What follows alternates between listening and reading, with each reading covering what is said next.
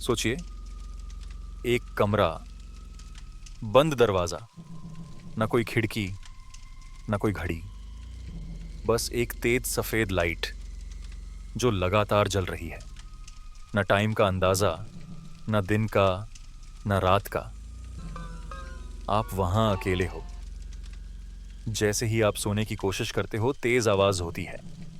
Metal pipe को किसी दीवार पर मारा जाता है, या कभी कभी बर्फ जैसा ठंडा पानी आपके चेहरे पर फेंका जाता है। कोई आकर आपको हिलाता है, चिल्लाता है, या अचानक दरवाजा खोलकर फ्लैशलाइट आपकी आंखों में मारता है। आप कंफ्यूज्ड हो जाते हो, अब दिन है या रात। आप अपनी आंखें बंद करते हो, लेकिन किसी भी कीमत पर आपको सोने नहीं दिया जाता। और ऐसा सिर्फ एक रात के लिए नहीं, लगातार 3 दिन, 4 दिन, 7 दिन। धीरे धीरे आपका माइंड आपकी ही दुश्मन बन जाता है। आप चीजें देखने लगते हो जो वहां हैं ही नहीं। आवाजें सुनाई देती हैं जो कोई और नहीं सुन सकता। दीवारें हिलती हुई नजर आती हैं, और अंधेरे कोनों में कोई खड़ा लगता है। आपको अपने पास्ट की आवाजें आती हैं। कोई मृत व्यक्ति आपको पुकार रहा है। और तब जब आपका पूरा दिमाग टूट जाता है, आप हर वो सीक्रेट उगल देते हो जो आपने कभी किसी को नहीं बताया। वो भी कबूल कर लेते हो जो आपने किया ही नहीं। ये कोई फिक्शनल स्टोरी नहीं है। ये था एक रियल टॉर्चर टेक्निक जिसका इस्तेमाल CIA और कुछ टॉप मिलिट्री एजेंसीज ने किया। और इस मेथड का नाम था स्लीप डेप्रिवेशन टॉर्चर। हाँ, सिर्फ नींद न देना, लेकिन उसका असर ऐसा था जो किसी इलेक्ट्रिक शॉक या फिजिकल बीटिंग से भी कई ज्यादा दर्दनाक था। और ये यातना इतना साइलेंट और क्लीन था कि बाहर से कुछ दिखाई नहीं देता, लेकिन अंदर से इंसान पूरी तरह से टूट जाता है। आज हम इस अंधेरी और छिपी हुई दुनिया के बारे में बात करेंगे। एक ऐसा टॉपिक जिसे सुनकर आपकी नींद उड़ सकती है।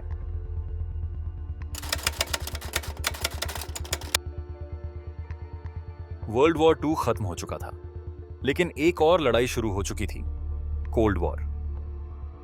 अमेरिका और सोवियत यूनियन एक दूसरे से सिर्फ वेपन्स में नहीं, इंटेलिजेंस और सीक्रेट्स में भी आगे निकलने की कोशिश कर रहे थे। और तब शुरू हुआ एक ऐसा दौर जहां हर देश अपने दुश्मनों को माइंड से कंट्रोल करने के तरीके ढूंढ रहा था। CIA ने एक सीक्रेट ऑपरेशन शुरू किया। नाम था MK अल्ट्रा। बाहर से इसे एक हार्मलेस साइकोलॉजिकल रिसर्च कहा गया, लेकिन अंदर क्या हो रहा था वो बहुत ही डरावना था। इस प्रोजेक्ट में CIA ने हिप्नोसिस, LSD जैसी हेलुसिनेशन ड्रग्स, आइसोलेशन चेंबर्स और स्लीप डेप्रिवेशन जैसे टेक्निक्स पर ह्यूमन एक्सपेरिमेंट्स करना शुरू किया। और ये सब किया गया सीक्रेट डिटेंशन साइट्स में, बिना किसी ट्रायल, बिना किसी ह्यूमन राइट्स के। उनका गोल था एक ऐसा तरीका ढूंढना जिससे इंसान का ब्रेन पूरी तरह से रीप्रोग्राम किया जा सके।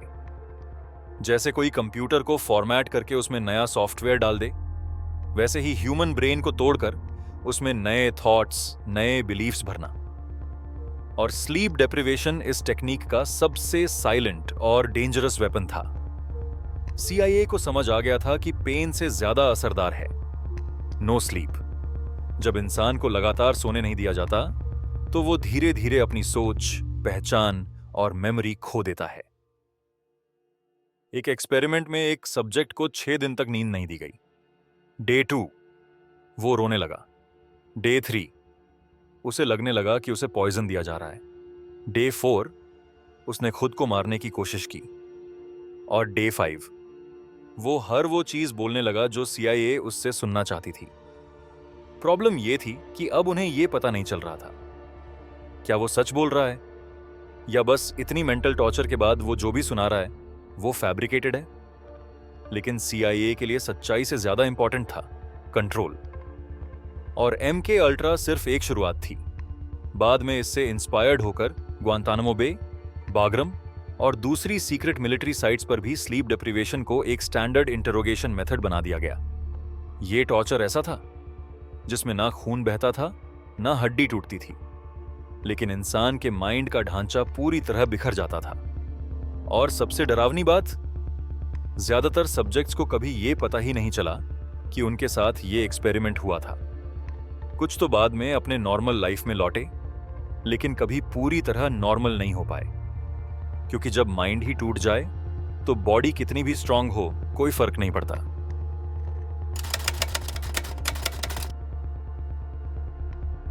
साल था 2002। लोकेशन एक अननोन जगह, अफगानिस्तान या शायद पोलैंड, या हो सकता है कोई और यूरोपियन बेस। लेकिन CIA की डिक्शनरी में इस जगह को कहा गया ब्लैक साइट। एक ऐसी जगह जो किसी मैप पर नहीं थी, जहां लॉ काम नहीं करता, जहां ह्यूमन राइट सिर्फ एक जोक थे। इसी ब्लैक साइट में लाया गया एक सस्पेक्ट, गुल रहमान। उन पर शक था कि वो किसी टेररिस्ट ऑर्गेनाइजेशन से जुड़े हैं।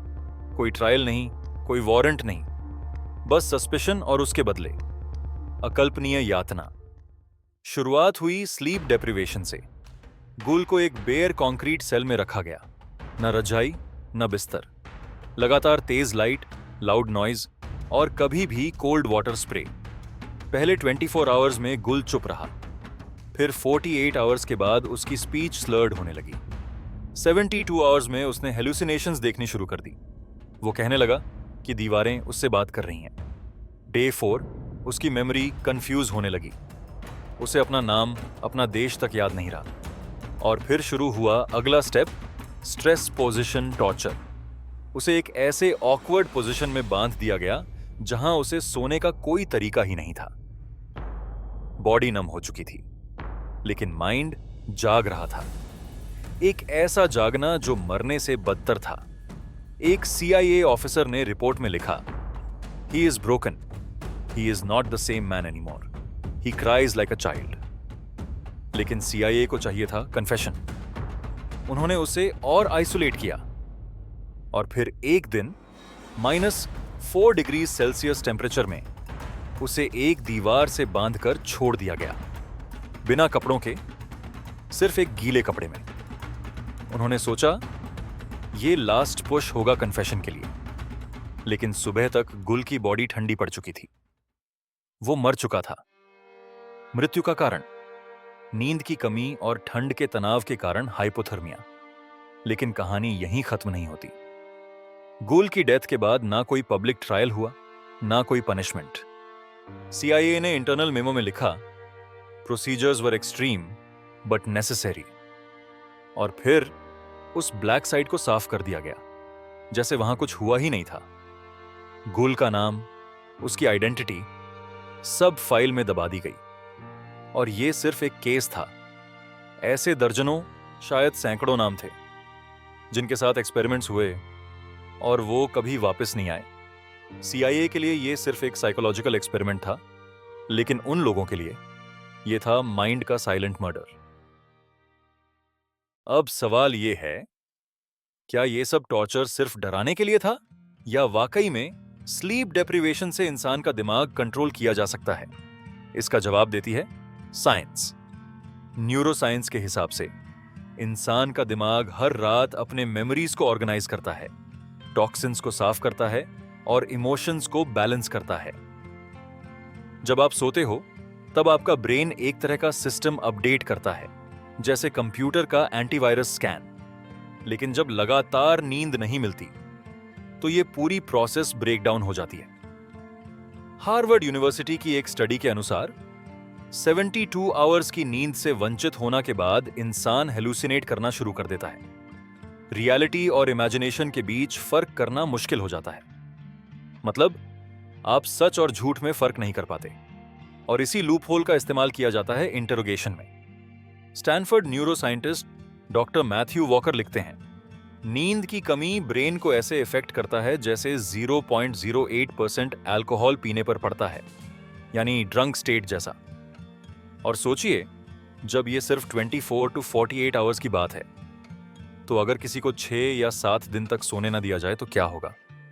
ब्रेन में डोपामीन और सेरोटोनिन लेवल्स क्रैश कर जाते हैं।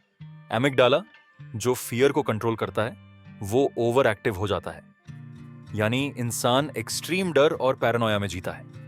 एक स्टेज पर इंसान को अपनी ही आइडेंटिटी पर शक होने लगता है। और यही साइकोलॉजी का वो पॉइंट है जहां वो इंसान जो कभी कुछ नहीं बोलता था, अब खुद कन्फेस कर देता है, चाहे वो सच हो या झूठ। स्लीप डेप्रिवेशन का असर इतना डीप होता है कि उसे डिटेक्ट भी नहीं किया जा सकता। न किसी स्कैन में, न किसी टेस्ट में। नो मार्क्स, नो स्कार्स, लेकिन माइंड अंदर से टूट चुका होता है। और यही वजह थी कि CIA और मिलिट्री एजेंसीज इसे अपना सबसे clean yet cruellest torture method मानते थे। बिना खून बहाए दिमाग को हथियार बना देना। अब सवाल यह है, इतनी सारी टॉर्चर टेक्निक्स के बीच क्यों स्लीप डेप्रिवेशन को सबसे साइलेंट लेकिन सबसे खतरनाक टॉर्चर माना जाता है? जवाब है, क्योंकि ये यातना नजर नहीं आता। ना कोई चोट, ना खून, ना फ्रैक्चर। सामने से देखने पर विक्टिम बिल्कुल नॉर्मल लगता है, लेकिन अंदर से उसका माइंड क्रैक हो चुका होता है। सोचिए, एक इंसान जो 5 दिन से नहीं सोया, उसकी रियलिटी और इमेजिनेशन का फर्क खत्म हो जाता है। उसे लगने लगता है कि इंटरोगेटर उसका भगवान है, या शायद वो ऑलरेडी मर चुका है और ये सब कोई सपना है। और यही सबसे बड़ा खतरा है। जो यातना दिखाई नहीं देती, उसका कोई सबूत नहीं होता। विक्टिम कुछ कन्फेस करता है, लेकिन कोर्ट में कोई ये प्रूव नहीं कर सकता कि वो कन्फेशन टॉर्चर से निकला है। और इसी वजह से एजेंसीज इसे क्लीन टॉर्चर मानती हैं। हार्वर्ड की एक साइकोलॉजिकल रिसर्च कहती है, sleep deprivation damages the prefrontal cortex, the part of the brain responsible for logical thinking, decision making and emotional control. यानी इंसान खुद सोचने की कैपेसिटी खो देता है। वो जो बोलता है वो सच है या इम्प्लांट किया गया इल्यूजन, ये बताना इम्पॉसिबल है। और इसी चीज को इंटेलिजेंस एजेंसीज वेपन की तरह यूज करती हैं। और जब माइंड टूटता है, इंसान सिर्फ कन्फेशन नहीं देता, वो अपनी खुद की रियलिटी छोड़ देता है। वो जो था, अब वो नहीं रहता। वो बन जाता है अ मैन्युफैक्चर्ड मेमोरी। और यही चीज स्लीप डेप्रिवेशन को बनाती है दुनिया की सबसे साफ सुथरी, कानूनी दिखने वाली और सबसे बुरी यातना तकनीक। एक ऐसी टेक्निक जो मॉडर्न एज में भी, आज भी कहीं ना कहीं किसी डार्क रूम में चल रही है। अब जरा सोचिए, आप इस टाइम अपने बिस्तर पे बैठे हो, अपने फोन पर यह वीडियो देख रहे हो, शायद थोड़े थके हुए हो, लेकिन जानते हो जब चाहो तब सो सकते हो। लेकिन उस इंसान के बारे में सोचो जिसे 6 दिन से सोने नहीं दिया गया। आंखें खुली हैं, लेकिन दिमाग सो चुका है। उसके सामने हर लाइट एक धमाका है, हर आवाज एक चाकू। और वो बस चाहता है एक पल, सिर्फ एक पल की नींद। और उस नींद के लिए वो कुछ भी करेगा, चाहे झूठ बोले, सच्चाई बदल दे, या अपने ही खिलाफ गवाही दे दे। क्योंकि उस टॉर्चर में शरीर नहीं, माइंड मरता है। और माइंड जब मरता है तो इंसान का अस्तित्व मिट जाता है। अब सोचिए, क्या यही इंसान की सबसे बड़ी मौत नहीं? इस वीडियो का मकसद आपको डराना नहीं था, बल्कि उस डार्क रियलिटी से रूबरू कराना था जो देखने में दिखती नहीं, लेकिन असलियत में सबसे खतरनाक है। अगर आपको यह वीडियो आई ओपनिंग लगा तो इसे शेयर जरूर करें, ताकि लोगों को पता चले कि टॉर्चर सिर्फ मारना नहीं होता, कभी कभी सिर्फ सोने ना देना भी काफी होता है। और अगली बार जब आप कहें आई विल स्लीप लेटर, तो सोचिएगा कहीं वो नींद आपकी आखिरी आजादी तो नहीं। अगर ये वीडियो आपको पसंद आया हो तो प्लीज लाइक और शेयर जरूर करें। और ऐसे ही अलग सोच और सच्चाई से भरे कंटेंट के लिए अनोखा फैक्ट्स को सब्सक्राइब करना बिल्कुल मत भूलिए। मिलते हैं अगले वीडियो में एक और अनोखे सच के साथ।